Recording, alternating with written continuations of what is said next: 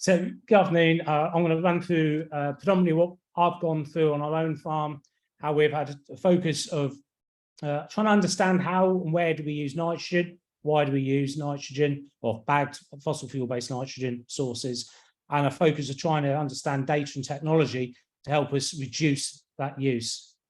So we were a heavily cultivated farm. We've moved into cover crops, and we know there's significant saving in doing that. But everyone tells us that adding cover crops builds fertility, capture nutrients. But actually what we didn't understand is what, where and how much is that doing? The industry promotes me putting on 220 kilos plus of nitrogen on average. But if there's some in our system, we need to measure and work it out. And we'd also gone through and introduced livestock into our system, munching on the cover crops, and we knew that was adding fertility into our soil, but we weren't sure how much. And we've done some measurements, and for the average period, the sheep are on our fields, they're putting between 20 and 40 kilos of nitrogen into our soil, but they're also taking some energy out into the meat they produce by eating it. But we're having a significant improvement of N into the soil. And I always say we need it better out the bum than out the bag. How do we move away from fossil fuel-based inputs, get it out of livestock onto fields and out of ourselves? But we need to do it in a really careful manner that we're not causing harmful effects to water courses or to air quality. So we started off using a range of different data tools and technology. The image on the left-hand side in the centre there, we scanned all the fields to understand the different soil context within a field structure, and down to depth at 30 and 60 centimetres, because many of our fields were 3 or 4 fields years ago, and they've been amalgamated. So what we're finding is we had some very wide variations within a field, and that kind of helped us with the middle picture on the left. So we can do various seed rates, so we can tailor what is in our soil structure to our seed rates.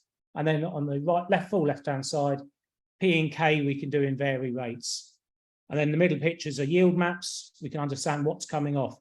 We need to collect that information of actually what are we taking out of the system, so we can test the grains, how much nitrogen and nutrients are in those, to get kind of a balance of what we're doing.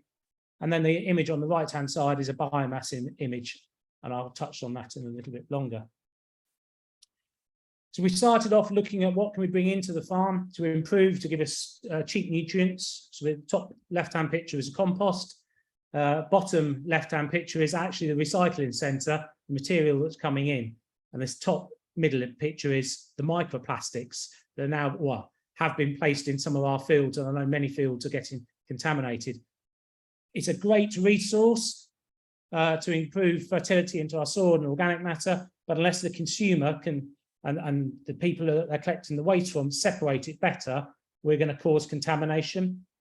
But any material we bring on the farm, we'll always get a nutrient analysis of it, because the variation between for compost of time of year and the waste that's gone into the bin can change dramatically of how much nitrogen or phosphate or potash and nutrients that are in there. So it's really key to get a sample of what's been put on your farm, not what they tell you is in the heap on their factory floor or livestock unit.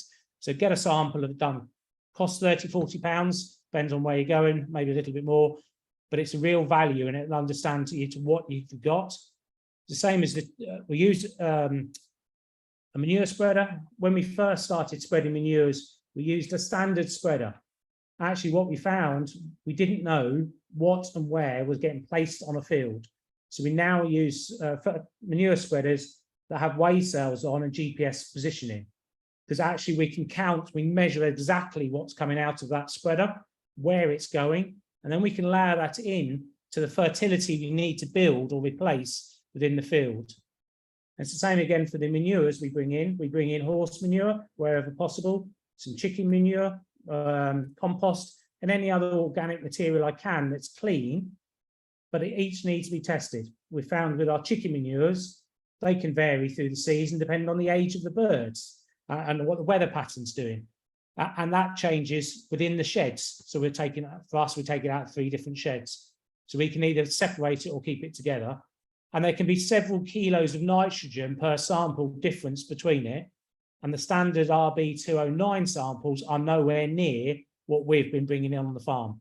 They vary tremendously. So I just try and get the point across that what you're having coming on your farm, sample it, any organic material, to understand what it is, because then you can really show responsibility of where it goes and what it is. If we buy a bagged product, it's labelled up exactly what it is, the ingredients. Hopefully, it is what it is. We must do the same for any other ingredient we bring onto the farm and take responsibility of what we do and build that carbon level up and that nutrients within our soil. We also started looking at handheld test samplers to get that instant result of what we've done. What we have found is that's quite often linked to RB209 and the standard input system of applying more. So how do we know as a farmer that's the right system and what fits our field? So these handheld samplers are really good at just how much nutrients has the crop picked up, not always about how much has been placed on. And you need to, when it gives you a recommendation of what else to add to your recommended amounts, you also must take into account, as I'll touch on in a little bit, how much is maybe in your soil. Where else may you be getting nutrients from to build a whole system approach rather than just an application approach? And those two images, I think you just about see the screens. There's two different figures on there. They're just from two different fields. I can't move my, I've got another screen stuck in front of my thing. But what we're finding is there's quite a significant difference within the crop and within neighbouring fields of the similar practice. And that all helped us reduce nutrient application because it was telling us a different story. So that we're using as many tools as we can, and as we sort of work out what works. So this was our first sort of journey into that reduction and trying to accountability of what does our crop need, what is the yield expectation. We often see farmers predicting large yields. As we see our climate impacts have impact on us, we need to be realistic about actually what yield may we get with too wet, too dry, and feed the crop as it needs it through the season, not just jump in and put a lot on early part of the season. And last year, we certainly found where we had drier weather, we need to be reactive to the climate impacts we're having to the applications we do, and then sort of change tack a little bit. I'll come on to that in a minute. So for us, if we know what's in the crop and we've put a load of organic materials on, actually, what have we got? What is in our soil, in our system? So we pick out a random or a selective number of fields across our farming system, first weeks, second weeks, depending if it's had organic manure placed on it, depending on the rotation position. And so what we're now finding is we go down to depth, we do a soil sample, typically February-ish time, depending on what the weather's done, to understand how much nitrogen is locked up in our soil, in our system. Last year, we had the peak of 260 kilos in some of our fields and in the plant material. We're recommended to put 220 kilos on. So why do we need it? We also sample at 30 centimetre intervals, because if we had a lot of rain, maybe that nitrogen's been washed down the soil profile. And if we're putting a spring crop on, there may be little available at the top. So we may see a yield impact happen. So we may need to add a little bit or add something to get those roots to come down to find where the nitrogen is. If it's near the top, that's fine, it's not a problem. But also, if you've got a high biomass of a big cover crop, you can take some tissue samples from that and understand how much is being stored within that biomass that will then be terminated either through mechanical, through grazing, through pest, for Roundup. That will be available on the surface. But what I've started to understand of roughly half of what's available through that tissues is available for the crop. And the following year, half of the half is available again. And then the year after, half of what that. So what we've been able to do by many years of doing manures, but particularly the cover crops, and getting big biomasses that's capturing lots of nutrients and using solar panels of the leaves to generate nutrients, that is now being fed back into the crop. but it's not all readily available. It says it's there, but it's not actively available today or at that point in time for the crop. So we've been trying to understand when is it released? When do we expect a peak load of nutrients available? And that's been quite hard. And that goes back to the tissue analysis or the handheld analysis of what we do. And that can give us a benchmark. Last summer, it was really dry. We chose not to plant any cover crops or catch crops from harvest till autumn drilling, because there's very little value. But also when we did get some rain late September, we put a cover crop in for this spring crop in, which was really quite poor. We reduced the variety of species we put in because it's going to have less number of weeks growing. And we know if we plant in August, that's worth a week in August is worth a week in September, a month in September. There's so much more growing done in August than if you get into September. So we cut back on the cost of that and the varieties in those species, ones that could cope with cooler weather and a shorter growing day. So then we also found for us, it was around the 10th of December, we had a -10. That terminated our cover crop. So the grazier had less to munch at, so he was really disappointed. And that happened in all of our area. I worked with a grazier who works across 10, 11 different farms now, and we all offer up or give our plan of availability. So he's building his flock off the back of our fields, and we have a mutual relationship of where I get rewarded or he can do what I needed to do. But because we didn't have the cover crops last year, well, all the evidence I've now found, we were on average between 60 and 100 kilos of nitrogen missing this spring in our soil. So I have a real correlation, and it's the second year we've seen a correlation of that big biomass cover crop improving fertility of nitrogen and other elements. Where we haven't had the covered crops, where we leave a low biomass, or we've grazed really early instead of later in the season, we're not getting that build of fertility up in our soil. But we can pick that out by doing our soil sampling down to depth. So we can pick the fields where we may think we're going to have differences. Currently, we don't do every single field. I choose not to because it gives me a benchmark of what we've got. And then to back that up, that really gave us the evidence is taking tissue samples and sending them away for lab analysis through the season. So at the beginning of the season, what we got available, midway through, and then possibly later. So last year's sample, and we've seen the same correlation this year, nitrogen was happy, but what we did find is some other trace elements were a little bit off, and we've seen some real evidence in that. So last year, you can see on the right-hand side, left-hand side, a lot of reds, the manganese, zincs, borons, and phosphorus were low, and sulfur. Sulfur was low. What we found is, but we didn't need artificial nitrogen or bagged products. There was enough in the soil. The crop was happy because it clearly said, but it was looking pale compared with our normal system, and particularly my neighbours who are putting, a good rate there, the high rates of input system. But the zinc and boron and manganese was low. We put a trace element spray on that cost me, less than about £10 a hectare, just as a cheap and cheerful application. And then if you look on the right-hand indices, everything's shot up. The reason the zinc and boron are high in the blue is because we hadn't had much rain and it was still on the leaf. But the plant was really happy and it become greener. So we've had to normalize our looking at what these crops now look like. Instead of that rich, dark blue, almost green, dark green, because we've piled a load of nitrogen on, they look differently. And that's something we've got to try and understand and do. And this year, we've seen a similar correlation. The ends have been okay. Some fields we've put less N on that have gone down. We're also doing different things. But it's the trace elements that is giving us the yield benefit and the crop health, not the nitrogen. And also last year, we've done the same this year, where we've cut back or put no artificial nitrogen on.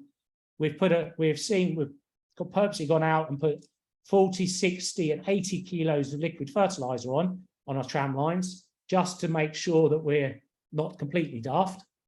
Last year, and we've seen the same this year, to the tram line is where we have disease, where we put fertilizer on. So we're finding a direct correlation of that boost growth by being fed some nitrogen to disease pressure increasing.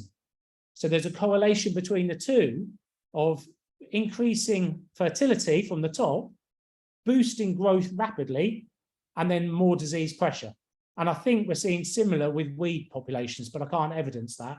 But we are seeing sort of similar problems with our blackgrass issues where we have it, because you've fed it and it's boosted the growth rather than fed from the bottom.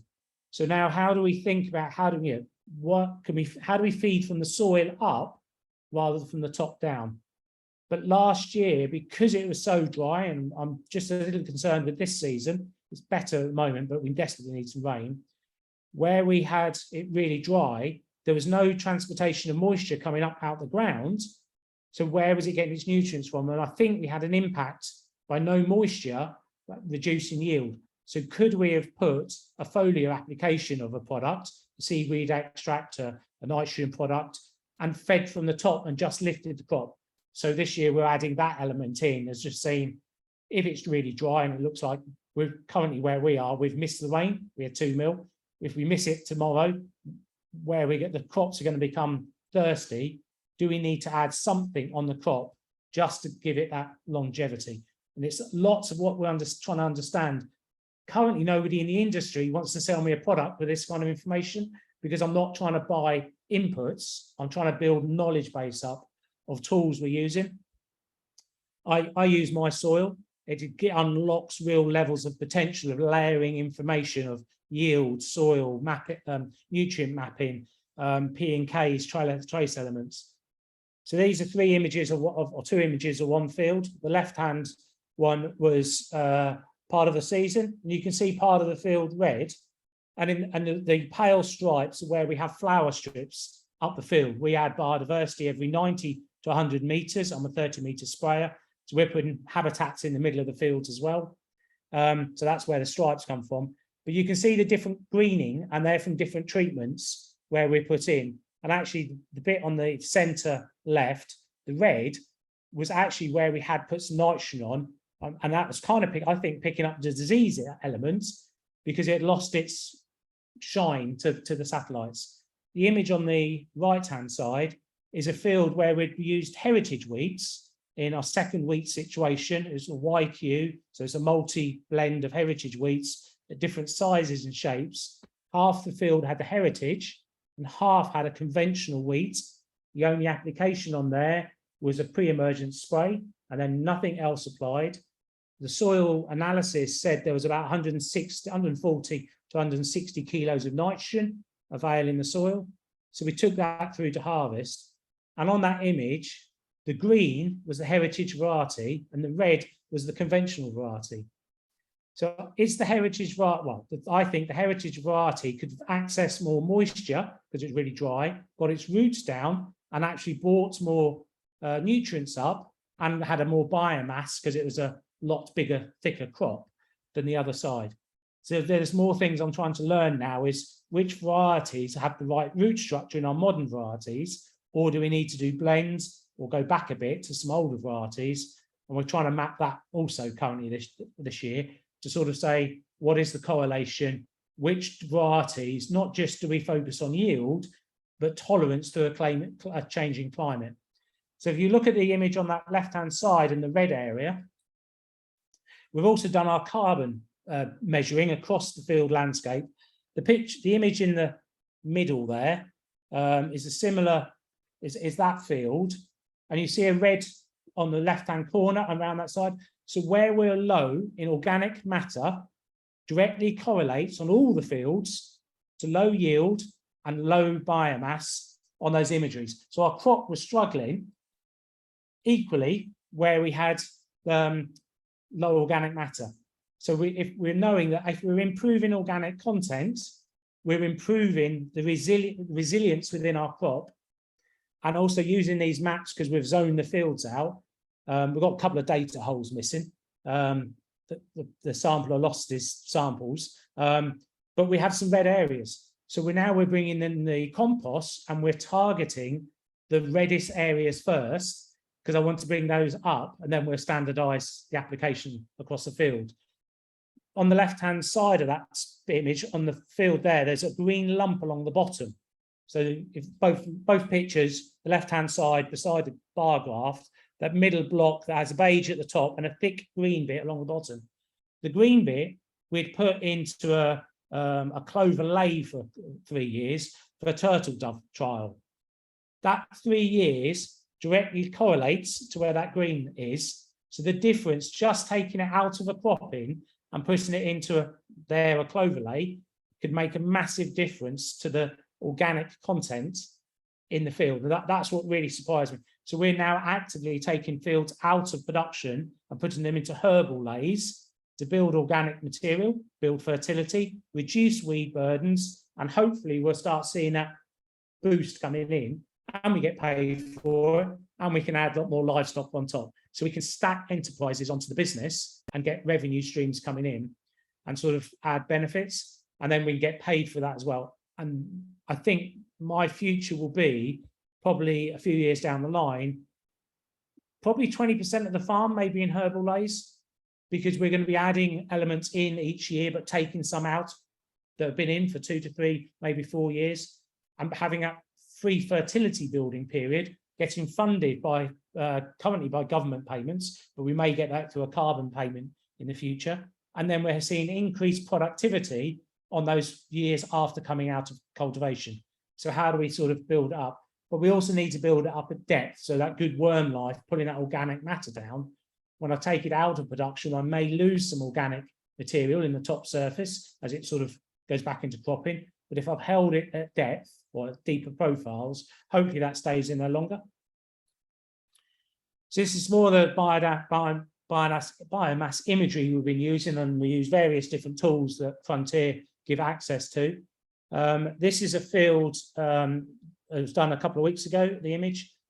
The field was 2 fields. One field was a meadow, the other field had been cropped. We are still seeing the effect after, I think, 25, or it must be over 30 years since the field was ploughed out and all is arable, where the green is. So by having these images, I know I don't need to apply so much fertilizer to those areas. Where we used to do a blanket application, I can turn around and say, actually, we need to apply something to the left-hand side of that field. So we're increasing yields, but actually overall reducing application. And then the red areas are where we've got various birdseed mixes and unharvested headlands and some various options. Where we have rabbit ingress, we can take that out of production and do something else. But having this data is really giving us an insight into the crop health and where and how we may need to use products, but what products they be in the future may change as well. And I touched on a bit earlier about reprogramming what a good crops look like. So this is that field that has the left-hand image. The left-hand part of that was the heritage wheats, and the right-hand was conventional. And the right-hand picture, you can see the height difference. So the conventional is actually, to my eye, looks thicker because it's an even height. You know, look down, not always as much, but across it looks more even. They're heritage, all different sizes. You walk through it, and it seems a lot thinner, but actually there's more biomass there, and the imagery showed that, and it actually yielded more. So these modern days big ears, compared with this variety of different ears, shapes, sizes, and everything else, that was an insight. So we're trying to learn, where could we use heritage? If I can get 10.5% protein on it, I can sell it for Artisan Bakery for sourdoughs and bits and pieces. Last year we got 10.03, so I was a little bit out. It never quite got there. This year we're trying to add certain things to it, which I'll touch on in a minute, to see if we can just lift that protein level a little bit, but without bagged nitrogen. So just touching on other things we're trying to add in. Some of it, people think it's snake oil. We've been sold new products and given ideas. So the left-hand image is a biostimulant we've tried using. We've seen some differences, but I haven't really seen a bottom line difference. I haven't seen much yield benefit.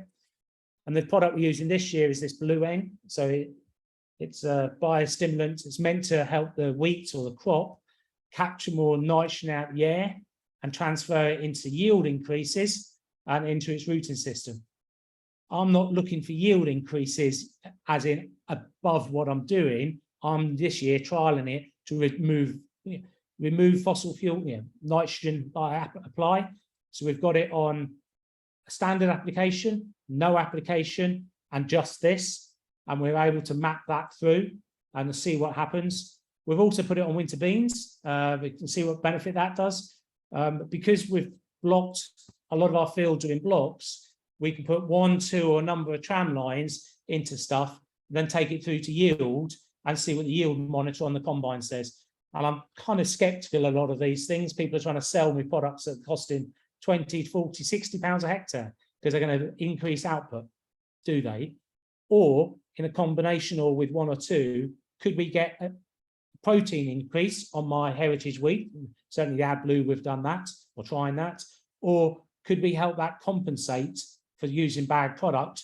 Because the artificial fertilizers are our biggest carbon footprint on my business. And if I'm going to meet net zero, it needs to go.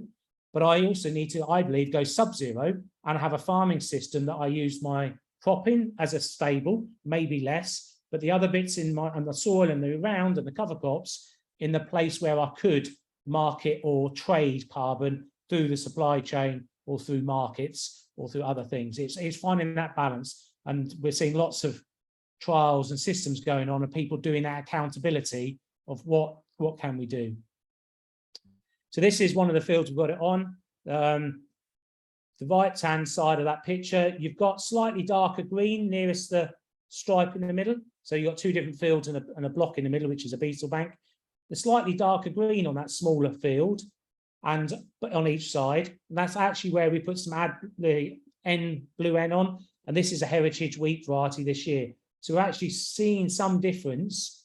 And then the bigger field, which is on the right-hand side there, you've got flower strips in there, and we're seeing different imagery to different treatments coming through. And that will have to be backed up when we finish harvest about the different treatments of no fungicides, some fungicides, low input nitrogen, standard nitrogen, and a combination of different ones.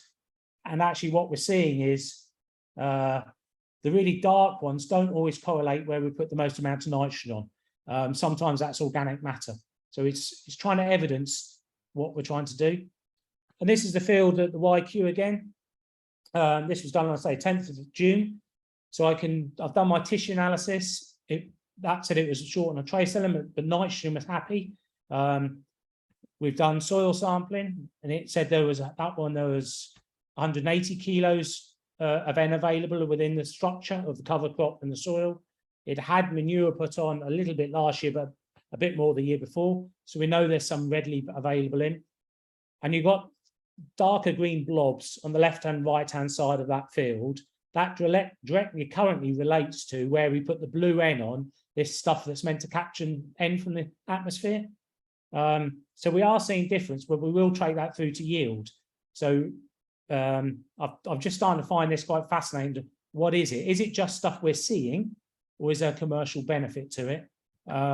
We might see things and think that's valuable, but actually what we need to see is in the bottom line, either reduction of my carbon footprint, and there's a benefit there, or in my bank balance. And how do we marry the two up to really join that up?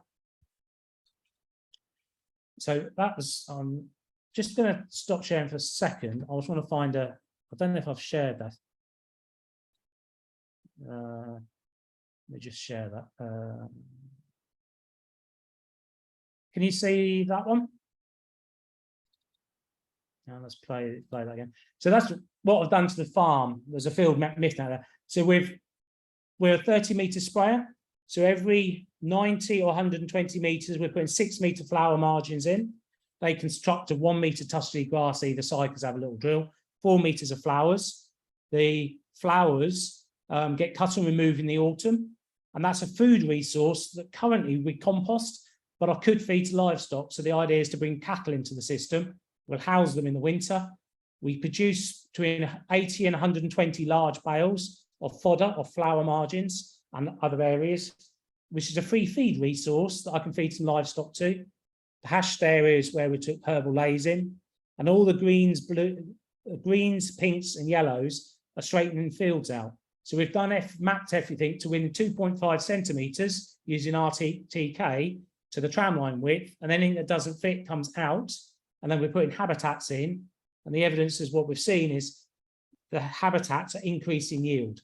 because we're not needing insecticides, we're seeing more predating insects, healthier soil, more beetles, and that stacks up because I'm not traveling across the field with applications of stuff.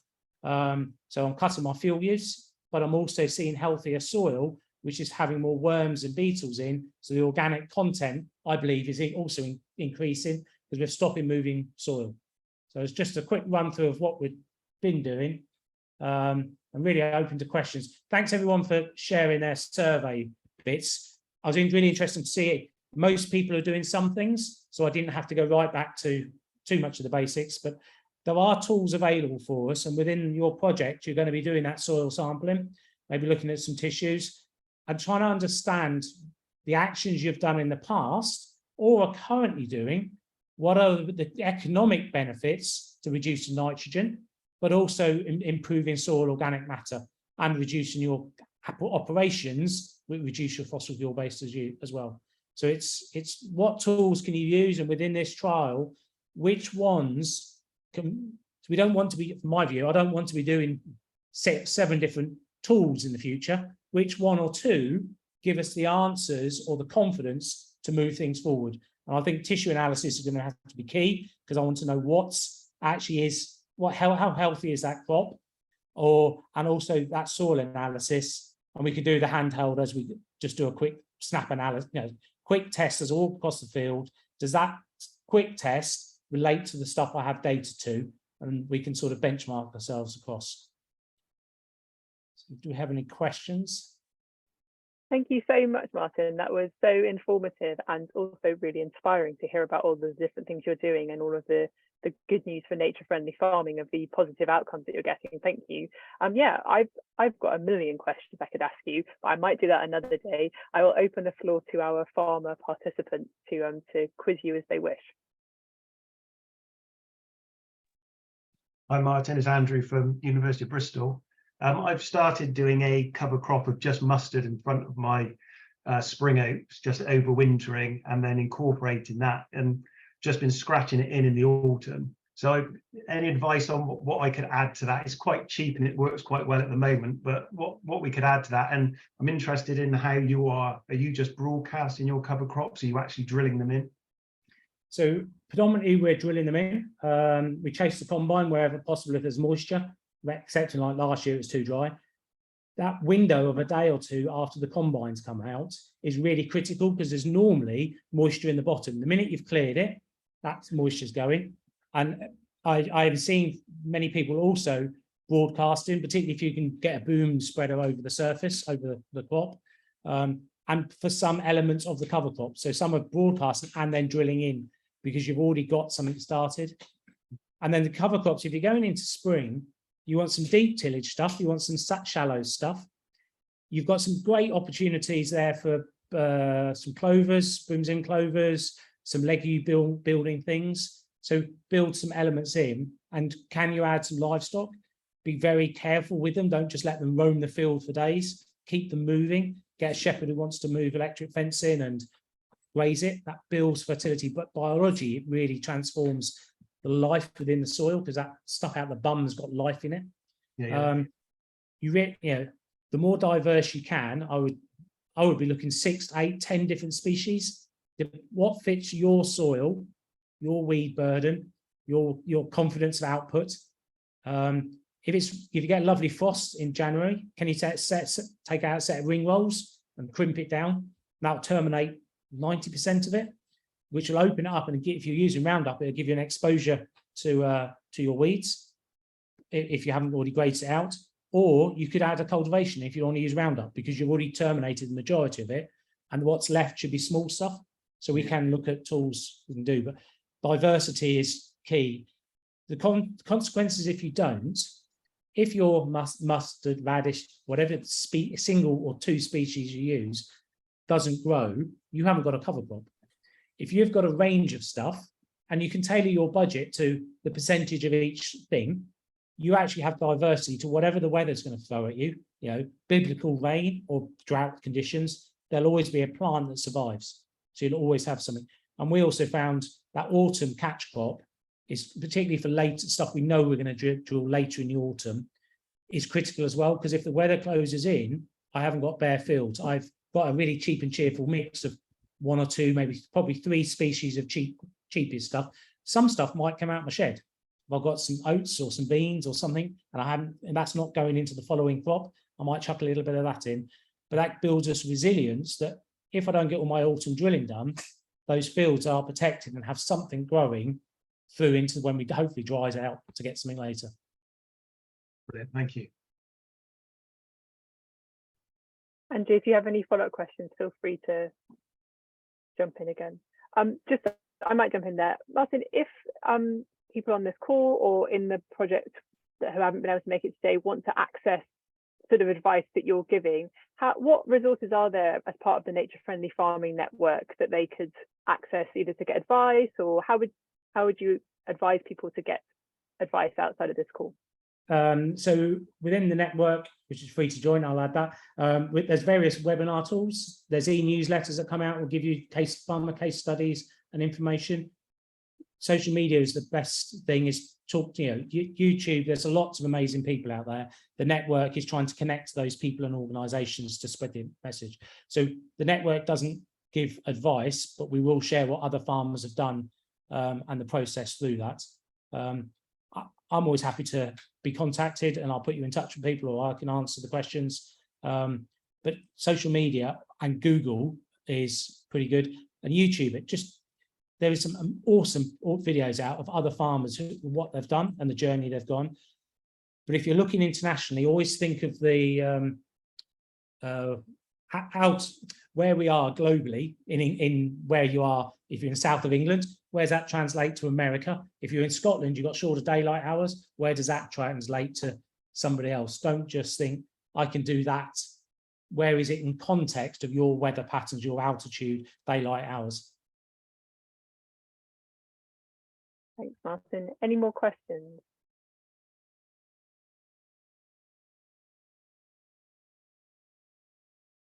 I might ask one of mine, if that's okay, Martin. Yeah, I'll just, before you add that, just something I've got to say is,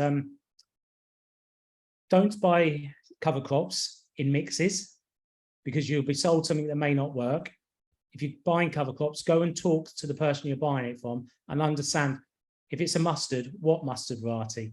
What's it tolerant to? If it's so you really get to know what the person's talking about and they know your situation, or else you may end up buying stuff that costs you a lot and doesn't deliver everything you need. You need to be a relationship with your agronomist and the person selling you the seeds, so they know exactly, and they should tell you the mix sort of really work, or the elements. And if you can buy it in singles and you'll mix it on the day, because if the weather's changed, or you may want to reduce one of the percentages, one of the elements, to save some money, or increase, and it leaves that flexibility. If you bought it in a combined mix, you're just going to chuck in what you've got. And if that's in the middle of August or the middle of September, that's very different growing conditions, and your cost balance won't be quite right. So sorry, carry on. I'll let you ask the question now. No, thank you so much for adding that. Does anyone have any questions on that before I jump in with mine? So Martin, I had 2 questions. I'll ask you one in a go, because I know when someone asks you 2 questions at the same time, it's frustrating. So my first question was, it seems like you're doing an amazing amount of actual kind of practical applied research on your farm. And I wondered if you're doing that with support from anyone in any other kind of like organization, or if you're just doing all that off your own back. Mainly doing it off my own back, because I just want to ground truth what I can do. I'm a Frontier, I work with Frontier. I use their agronomy. We have a sale and return principle. He sends it to me and I send it back, and then he credits me for it. I will take the responsibility of what I use. We'll always miss a tram line. And if we can't identify, if my agronomist can't identify that tram line, I question why we did something and why he's got me to spend something. We have the control. We may only turn it off the last 6 meters, or we miss a whole tram line. The only way to evidence it, and that's where my journey started, that doing this work I'm doing now, I need to evidence it for myself to build confidence. So there's lots of people want to do trials. I'll open the farm up, are willing to try stuff.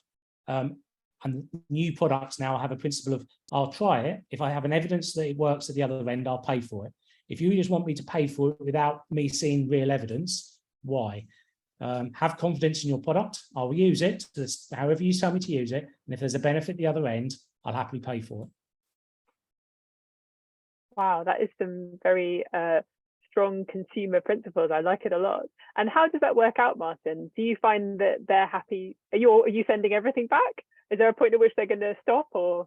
No, we used to. He sends his recommendations in. I'll tailor it to what I think as well. He knows we're not going to. The principle is to spend as little as application as possible. And if we are doing it every year, we need to change our farming system so I don't do it the following year. So I'm paying for his advice, not his products. And yeah, it's flexible. We'll use it. The weather changes, it goes back. We have a different product, or I'll have the confidence and say, I don't believe that crop's really going to need it. So half our winter wheat's only had 1 or 2 fungicides on. We haven't done a flag leaf fungicide yet because there's no disease there. Why do I want to rush and get that chemical out? So I'll just send it back in later next week because the window would have been closed of that application. So it's building confidence up. I've got the product. I will use some if I need to, but I also want to not use some because I want to see what happens. Thank you. My other question then was, how accessible is your approach to other farmers to set up? Like, you seem like you're using a lot of different testing, whether that's on the ground, you had some satellite imagery maybe, like how accessible is it, and how would you encourage people to make a start towards the systems that you're using if they want to? So there's various platforms. I use Soil, SOYL, which is a Frontier one. There's other agronomists or companies with their own data collection system. And you can map your soil nutrients. Actually, you have a range of tools. Yes, you're going to have to pay a little bit for it, but the significant savings in using it. So that when we did our first P&K phosphate and potash mapping, I think we saved about £8,000 that year. We spent a couple of £1,000 doing it, but that couple of £1,000 gave us information for 5 years use. So we had multiple benefits. So there are tools available. Base UK is really good. That's a farming staring thing. So they're all doing stuff. It's trying to engage when anyone wants to do a trial and say, look, come and do it on mine. It's free. You get paid. But there are some simple tools. Can you ask your agronomist to do some tissue analysis, to bring up one of the handheld scanners to start baselining what you're seeing? Get engaged with them to bring their tools so it doesn't cost you anything apart from a bit of his time and gives you steps in. So don't rush to buy fancy stuff. Borrow it, get someone else to come and try a bit, and then see what confidence you can build up using it. But there are good platforms out there. They don't cost a huge amount. Great, thank you, Martin. Any other questions that might have been sparked up by those additional things that Martin has said there?